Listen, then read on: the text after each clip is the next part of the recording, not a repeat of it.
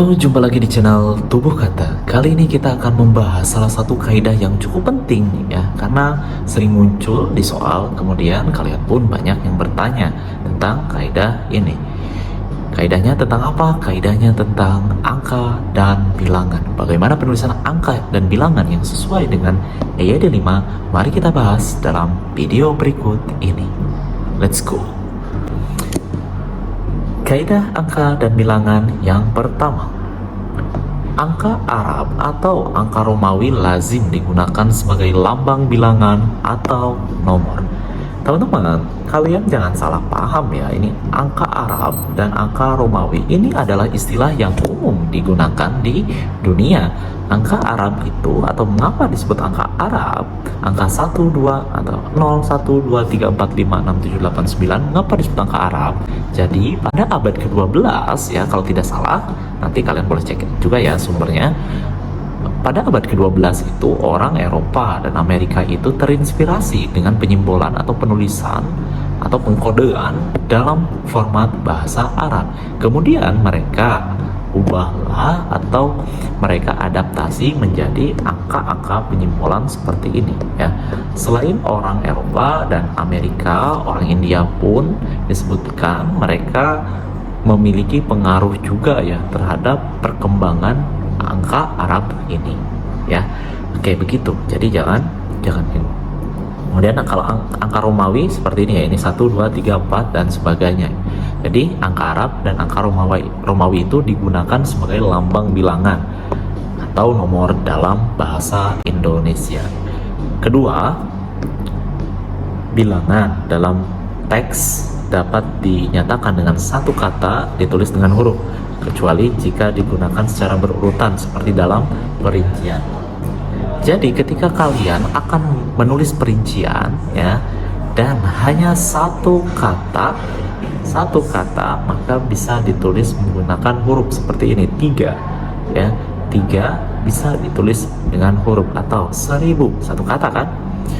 Jadi ketika kalian menulis angka yang ketika ditulis dalam kata hanya berisi satu kata seperti 3, 1000 gitu, 10, maka kalian boleh menulisnya menggunakan huruf seperti ini, kecuali dalam perincian. Perincian itu maksudnya seperti apa? Seperti ini ya. Di antara 72 anggota yang hadir, nah ini ada rincian yang 52 orang setuju, 15 orang tidak setuju, dan 5 orang abstain. Jadi penulisan angka 5 di sini jangan ditulis menggunakan huruf, tapi gunakan angka karena dalam bentuk perincian. Seperti itu ya kaidahnya. Kemudian yang terakhir, kendaraan yang dipesan untuk angkutan umum terdiri atas 50 bus, 100 minibus, dan 250 sedan. Jadi ketika bentuknya perincian pokoknya harus ditulis dalam bentuk angka. Mengapa harus seperti itu? Karena kaidah penulisan mengapa harus pakai angka dan kata dalam bahasa Indonesia sebetulnya secara umum sama saja teman-teman ya, maknanya itu bisa kita pahami, tetapi agar bisa memenuhi kaidah kehematan sehingga diaturlah dengan kaidah seperti ini. Oke, kita lanjutkan ya. Kaidah berikutnya, angka digunakan untuk menyatakan ukuran seperti ukuran panjang, berat, luas, isi, waktu, serta nilai seperti nilai uang dan persentase. Nah, banyak yang perihal penulisan ini. Jadi ketika menyatakan ukuran seperti ukuran panjang, berat, luas, isi, waktu, serta nilai ya, nilai uang dan persentase, tulislah dengan bentuk angka. Contohnya seperti ini. Ini ukuran kan 0,5 cm. Dan teman-teman kalian harus mengerti juga, kalau penulisan desimal itu, menuliskan angka dan desimal itu gunakan koma bukan titik. Ingat ya, titik itu digunakan untuk menyatakan ribuan seperti ini, harus pakai titik. Ini wajib pakai titik. Kemudian 5 kg itu tulis angka juga, 4 hektar tulis angka juga, 5.000 rupiah. Nah, penulisan rupiah itu harus seperti ini ya. RP-nya itu harus digabung tanpa spasi atau titik, kemudian di antara ribuannya itu pakai titik, dan diakhiri koma dengan 2 desimal seperti itu. Oke, begitupun kalau US dollar ya, dan nilai uang lainnya. 10 liter tulis seperti ini, 2 tahun 6 bulan 5 hari tulis seperti ini. Begitupun menulis jam, waktu, detik nanti. Tulis menggunakan angka semuanya.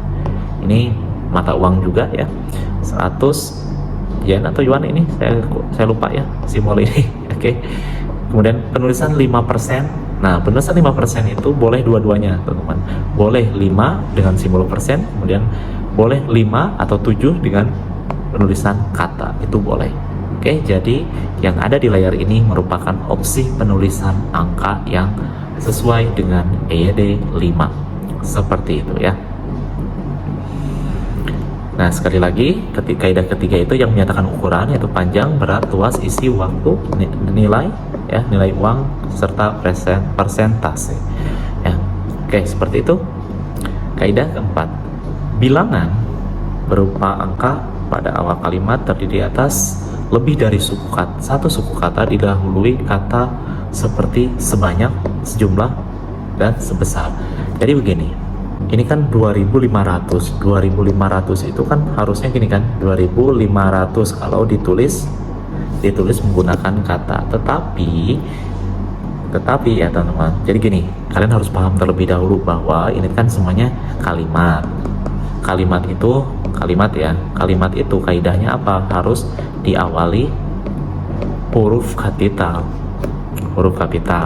ya, diakhiri tanda baca ya. Jadi ada tanda baca di akhirnya. Nah, kalau di sini ditulis angka, harusnya kan kalau ditulis di awal ya harusnya ditulis seperti ini kan, 2500. Akan tetapi kalau ditulis seperti ini nanti tabrakan dengan kaidah yang di atas yang mengatakan apa? Kalau lebih dari satu kata harus ditulis dengan angka. Karena itu, agar tidak menabrak dua kaidah ini, huruf kapital di awal kalimat dan harus hemat kata, karena itu kalian boleh tambahkan kata sebanyak, sejumlah, dan sebesar. Boleh sebelum angka yang ada di sini. Misalkan angka 2500 atau 25. Seperti itu. Cara alternatif penulisannya. Yang kedua, kalian bisa ubah susunannya. Jadi penulisan angka di sini itu ditulis di belakang atau di tengah. Jadi begini, panitia mengundang 2500 orang peserta ya, atau seperti ini. Di lemari itu ya tersimpan 25 naskah kuno. Begitu. Jadi penulisan angkanya itu menjadi di tengah ya. Mudah-mudahan bisa kalian pahami ya. Intinya kalau misalkan angka itu di awal kalimat harusnya ditulis dengan kata ya teman-teman, ditulis dengan kata. Namun kalau katanya itu terlalu panjang, lebih dari dua kata atau lebih ya, kalian tambahkan kata sebanyak, sejumlah, atau sebesar begitu. Itu kaidah yang keempat. Kita lanjut ke kaidah yang kelima. Angka yang menunjukkan bilangan besar dapat ditulis sebagian dengan huruf supaya lebih mudah dibaca. Nah, jika bilangannya itu besar, teman-teman, misalkan bilangan yang besar itu seperti ini, 500.000 ya, 500.000 boleh ditulis dengan menggabungkan antara angka dan bilangannya apa, 500 spasi 1000, itu boleh ya. Atau 90 juta, ini kan kalau ditulis itu 90 juta ini panjang ya, gitu, panjang kan, ini mengganggu juga kan ya, apalagi kalau ditulis menggunakan huruf 90, misalkan 90 juta. Nah, dua-duanya kan panjang. Nah, agar lebih hemat kalian boleh ya, kalian boleh tulis seperti itu, 90 juta. Oke, mudah-mudahan bisa dipahami untuk kaidah ini. Atau 55 miliar, bukan miliar ya, miliar yang baku. Kemudian begitupun 7 triliun. Oke, mudah-mudahan bisa dipahami ya. Kaidah kelima, jika bilangannya besar boleh digabung antara angka dengan huruf ya, dengan huruf, ditulis dengan kata. Kaidah keenam, angka digunakan sebagai bagian dari alamat seperti jalan, rumah, apartemen, atau kamar. Jadi angka itu ditulis untuk menyatakan alamat ya. Misalkan Jalan Kartika 1 nomor 15. Penulisannya itu harus seperti ini ya. Jalan Kartika 1 nomor 15. Nah, penulisan nomor itu kalau di EYD itu ini dicontohkan bisa ya menggunakan 0 titik. Namun disarankan teman-teman, disarankan tulis saja nomor seperti ini, nomor 15 seperti itu ya. Jalan Kartika 1 garis miring 15. Jadi pola penulisannya itu boleh mengikuti yang atas ya, boleh garis miring seperti itu, atau Jalan Raya Dumai Kafling 14 gitu ya. Nah, kalau penyingkatan kata satu kata disingkat menjadi 3 huruf ya, kaidahnya seperti itu. Namun saya sarankan ketika penulisan alamat itu jangan disingkat seperti ini agar tidak menimbulkan salah paham teman-teman ya. Salah satu tujuannya itu bukan tidak boleh, akan tetapi agar tidak menimbulkan salah paham ya. Atau seperti ini, Jalan Raya Subrantas kilometer 4 ya, ini nama kilometer, sekarang nama kamar 169, atau ruang 201, ini lantai 2 ya. Kak, mengapa di sini menggunakan angka Romawi, di sini menggunakan angka Arab? Karena agar tidak tabrakan sebetulnya, khawatir menimbulkan kesalahan pemahaman. Jadi dibedakan seperti itu ya. Kalau di samping itu menggunakan angka, yang satunya lagi angka Arab gitu, satunya lagi menggunakan angka Romawi begitu ya. 7. Angka digunakan untuk menomori bagian karangan atau bagian kitab suci. Contohnya penulisan bab ya, bab 2 nya itu biasanya kalau bab menggunakan angka Romawi ya, biar berbeda-beda aja begitu ya. Jadi kalau mengurutkan sesuatu itu kalau sudah menggunakan angka Romawi, selanjutnya angka Arab gitu. Jangan menggunakan jenis yang sama atau bentuk yang sama gitu. Bab berapa, bab 2 misalkan, nanti pasal 3 halaman 13, jadi seperti itu. Atau seperti ini dalam penulisan ayat ya, surat apa, ayat keberapa gitu ya. Jadi kaidah penulisannya itu surat seperti ini ya, oke. Atau ini dalam Alkitab mungkin ya, kalau di atas ini dalam Al-Quran, ini sepertinya dalam Alkitab ya gitu. Surat nomor berapa, ayat nomor berapa, begitu. Selanjutnya angka itu digunakan untuk menomori bagian karangan ya, atau bagian kitab suci. Ini sama ya dengan yang tadi, oke. Sorry, kita lanjut nomor 8. Penulisan bilangan huruf seperti dalam perundang-undangan, akta, kwitansi dilakukan sebagai berikut. Nah, kalau konteksnya itu ini teman-teman, dalam perundang-undangan, akta dan kwitansi itu disimbolkan seperti ini ya.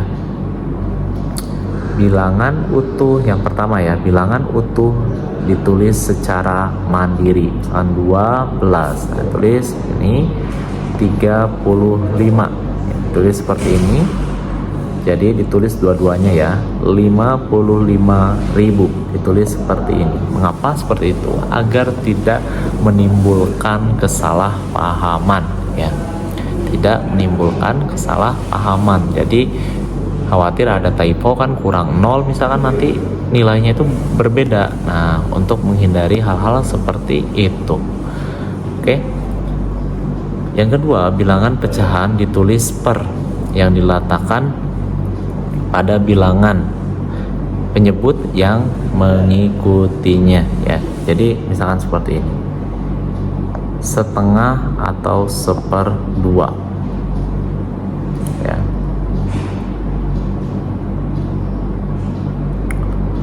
Jadi setengah itu bisa kayak gitu ya, setengah atau 1/2 ditulisnya. Kemudian 1/16 bisa ditulis 1/16. 3/4 bisa ditulis 3/4 ya. Jadi kayak gini, sepernya itu ikut ke bagian yang keduanya ya, diikuti ke angka yang mengikutinya ya. 3/4, 2/10, jadi ikut ke yang angka di bawahnya ya, ikut ke angka yang di bawahnya atau di belakang. 3, 2/3. Nah ya, jadi ini menandakan tanda hubungnya itu menyatu ya, antara 2 dan 3. Jadi 2 dan 3. Agar tidak salah paham, tidak salah paham pembacaannya, diberikan tanda hubung begitu. 1% ya, simbol seperti ini, 1/mil, seperti itu.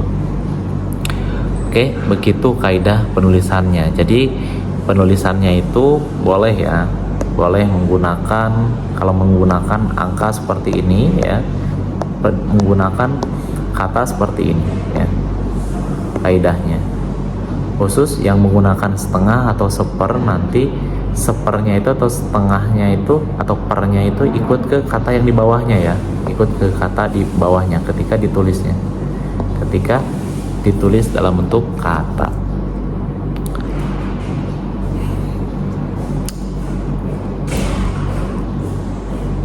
Oke, kaidah ke-9. Nah, ini yang penting sebetulnya di kaidah ke-9 untuk kaidah angka dan bilangan. Penulisan bilangan tingkat dapat menggunakan angka Romawi, gabungan awalan ke dan angka Arab atau huruf. Jadi untuk soal SNBT itu yang paling penting sebetulnya salah satunya kaidah ke-9 ini. Jadi penulisannya itu kalian boleh pilih. Boleh seperti ini, menggunakan angka Romawi abad 8 misalkan, atau mau digabung antara awalan ke dengan angka. Nah, kalau kalian mau menggabungkan awalan ke dengan angka, harus ada tanda hubung di sininya. Ya, harus ada tanda hubung gitu. Oke. Atau mau menggunakan kata, itu boleh. Kalian boleh pilih. Bebas. Tiga-tiganya ini benar. Boleh pilih. Kalau menggunakan kata berarti ke-7 digabung penulisan semuanya.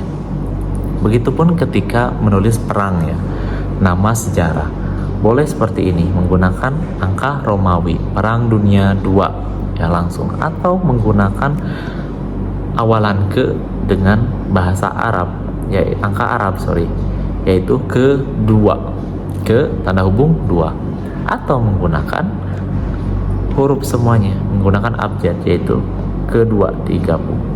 Jadi semuanya benar, tinggal dipilih sesuai dengan kebutuhan. Selanjutnya kaidah ke-10. Penulisan angka dan akhiran an dirangkaikan dengan tanda hubung. Nah, kalau kalian mau menggunakan akhiran an yang digabung dengan angka, maka harus diberikan tanda hubung. Sederhananya gini, ini masuk kaidah tanda hubung ya. Tanda hubung itu kan menghubungkan antara angka dengan kata. Kayak ini, angka 0 dengan huruf A, maka harus berikan tanda hubung begitu. Jadi sudut pandangnya boleh dari kaidah tanda hubungnya atau dari penulisan angkanya ya. Jadi seperti ini, atau seperti ini, atau seperti ini ya. Harus diberikan tanda hubung. Harusnya kalian bisa paham penulisannya bagaimana. Selanjutnya ke-11, bilangan seperti yang terdapat dalam peraturan perundang-undangan, akta kwitansi dapat ditulis dengan angka dan diikuti dengan huruf ya. Jadi seperti tadi, kalau penulisan data-data seperti ini, perundang-undangan, akta kwitansi, ini kan berkas-berkas penting. Jadi penulisannya itu harus seperti ini ya. Boleh pasal 2 ayat 2 misalkan, atau ditulis dua-duanya ya, angka 1 ya, paling lama 1. Nah, ditulis katanya. Mengapa? Tujuannya tadi agar tidak salah paham, agar tidak salah tafsir ya. Jadi seperti ini, 2 200 juta, ditulis 200 juta rupiah. Khawatir kalau menggunakan angka saja nanti salah titik aja atau kurang komanya aja satu, jumlahnya beda kan. Kalau ditulis dua-duanya nanti kan bisa dicocokkan, oh yang dimaksud itu berapa, 200 juta rupiah atau 200 ribu gitu kan ya, agar tidak salah paham. Nah ini penulisan boleh seperti ini kaidah tanda hubung juga ya, diberikan tanda hubung dan boleh ditulis dua-duanya seperti ini ya. Ini juga ya 900.000, ini kaidah penulisan angka dan penulisan tanda lain, kemudian boleh ditulis dua-duanya. Oke gitu ya. Jadi ketika menulis perundang-undangan, akta, kwitansi, boleh ditulis dua-duanya. Kalau yang di atas itu tadi kan boleh dipilih dan boleh ditulis dua-duanya agar informasinya itu lebih jelas. Terakhir, bilangan yang digunakan sebagai unsur nama geografi ditulis dengan huruf secara serangkai. Jadi kalau kalian menemukan nama geografi atau nama tempat dan berhubungan dengan angka atau bilangan, contohnya kelapa 2, nah penulisan yang tepat itu harusnya digabung seperti ini. Atau mau menyatakan 50 koto, itu harus ditulis digabung seperti ini kalau kaidah secara bahasanya. Atau raja 4 itu sepertinya maknanya 4 ya, jadi harus digabung seperti simpang 5, misalkan 3 raksa, harus ditulis secara serangkai untuk penulisan nama geografi yang ada unsur bilangannya. Oke, itu saja mungkin pembahasan yang bisa saya lakukan untuk kaidah angka dan bilangan. Mudah-mudahan bisa kalian pahami. Sebelum saya tutup, kalian harus ingat kaidah yang sering muncul itu biasanya kaidah di bagian ini, bagian 9 dan 10. Kalian harus paham berarti penulisannya. Di kemudian di bagian mana lagi ya? Nah, di bagian ini ya harus paham penulisannya ya. Penulisan ini juga harus paham bagaimana.